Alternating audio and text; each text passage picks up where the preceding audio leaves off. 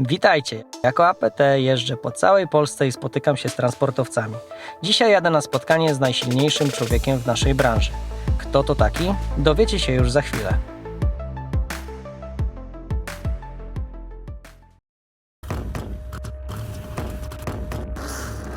Ambasador polskiego transportu. Wspieramy transport kompleksowo. Dzień dobry, tu Damian Bartnikowski, ambasador polskiego transportu. Dzisiaj znajduję się na placu firmy transportowej najsilniejszego człowieka w Polsce. Przedstawiam Wam Mariusza Pudzianowskiego. Dzień dobry, panie Mariuszu. Cześć. Co skłoniło Pana, żeby zainwestować w branżę transportową i jak długo posiada Pan transport? Z transportem zacząłem chyba w 2004 albo w 2005 roku, dokładnie nie pamiętam już. To zaczęło się tak niewinnie, była to przygoda. Dostałem chyba w rozliczeniu, albo Iveco wtedy było sponsorem zawodów Strongmana i tak to się wszystko zaczęło. Dostaliśmy samochód, żeby wozić sprzęt. Iveco 450 na tamte czasy, chyba to było w 2005 czy 2006 roku dostaliśmy, no i potem naczepę dokupiliśmy, no i tym Iveciem woziliśmy sprzęt na zawody Strongmana. No i ten samochód tak naprawdę bezczynnie cały czas stał. Te zawody odbywały się 2 razy w miesiącu, czasami 3 razy w miesiącu, ale na tygodniu ten samochód stał.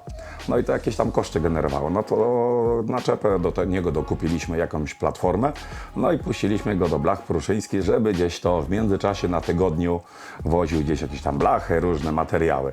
No i tak ta przygoda się zaczęła. Najpierw był jeden, potem był drugi, trzeci, czwarty, piąty, szósty, siódmy i już później tak to wszystko poleciało. Tak niewinnie z niczego to się zaczęło. A za co lubi Pan transport? Czego uczy funkcjonowanie w naszej branży? Dlaczego lubię? Można powiedzieć też chyba, że dlaczego bardziej nie lubię.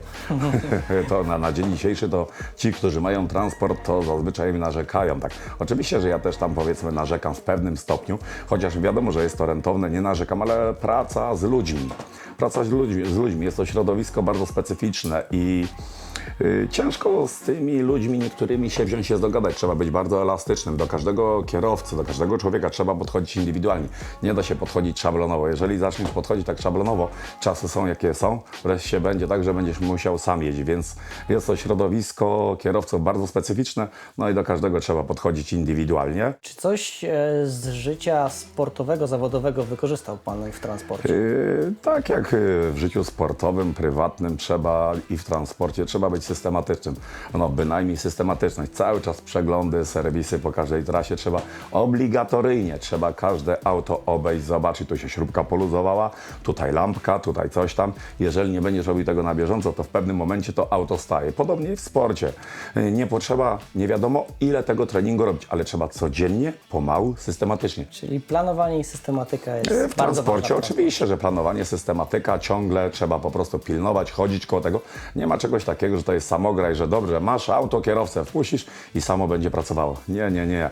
Przy tym trzeba pracować praktycznie 24 godziny na dobę. Wracając do tematu kierowców, w naszej branży są duże niedobory kierowców. Czy w przypadku Pana jest tak samo, czy kierowcy? W moim przypadku nie mam czegoś takiego, że kierowców mi brakuje. Czasami po prostu mało czasu poświęcam na to. Akurat dużego transportu nie mam i nie chcę mieć. Wiem, że akurat zapotrzebowanie na tą branżę jest. Gdybym miał na dzień dzisiejszy 50-100 aut, miałbym na to pracę. Tylko po prostu nie chcę. Mam tam z 10-12 aut i tyle mi wystarczy i nie chcę mieć więcej. Ja mogę zarabiać tyle, ile zarabiam, a ci, co mają 300 aut, niech zarabiają i się cieszą tym. Ja na brak kierowców bynajmniej nie narzekam, jeżeli gdzieś tam po prostu zdarzy mi się taka okazja, że któryś z moich kierowców odejdzie na emeryturę albo z prywatnych względów po iluś latach tam odejdzie, no bo po prostu jakieś tam względy rodzinne, no to rzucę gdzieś tam hasło na stronę transportową u siebie, no to chętnych kierowców nie brakuje, żeby przyjść do mnie. Jeżeli chodzi o rozliczanie czasu pracy kierowców, kadry i księgowość, to jest sfera zamknięta u Pana w firmie, czy jest to...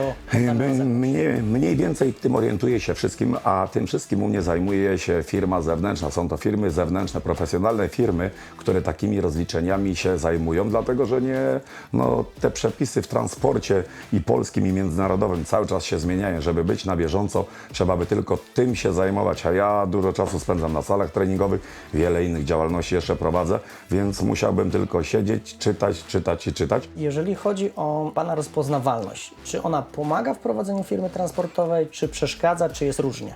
To jest tak 50/50. Bardzo dużo pomaga, bo można prościej wszystko gdzieś coś tam załatwić, ale bynajmniej też przeszkadza. Zauważyłem też w internecie, że jeździ Pan ciężarówką. Posiada Pan aktualne uprawnienia? Jak to Posiadam wszystkie uprawnienia na przewóz rzeczy i CE.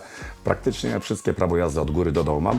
Jeżeli tylko czas wolny mam, oczywiście, że wsiadam w ciężarówkę i jadę. Może długich tras nie robię, bo czasu na to nie mam. No ale jeżeli potrzeba, to wsiadam sobie w każdy zakątek Europy. Jestem w stanie wsiąść dzisiaj i pojechać i w każde miejsce dojechać. Sprawia też to Panu przyjemność, czy jest to sama praca? Nie, lubię jeździć, bynajmniej jest to pewnego rodzaju też przyjemność, ale do czasu. A czy sama ta specyfika pracy kierowcy, łącznie z załadunkiem, rozładunkiem, jest trudna, czy inaczej to wygląda?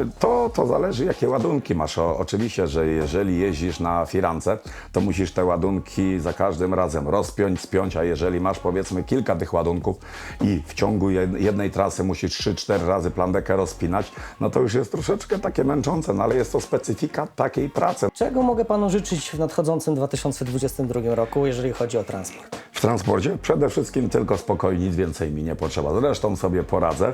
No a w transporcie nie da się żyć spokojnie, bo zawsze jest jakiś problem. Czyli życzymy w 2022 roku, żeby tych problemów było jak najmniej i żeby się Pan rozwijał dalej z myślą taką, jaką Pan przyjął. Dziękuję. Jest dobrze, nie narzekam, aby tylko spokój był. Więcej mi nic nie potrzeba. Dziękujemy. Moim gościem był Mariusz Pudzianowski. Dziękuję bardzo. Dziękuję również za odwiedziny. Do zobaczenia na trasie i w internecie. Ambasador polskiego transportu.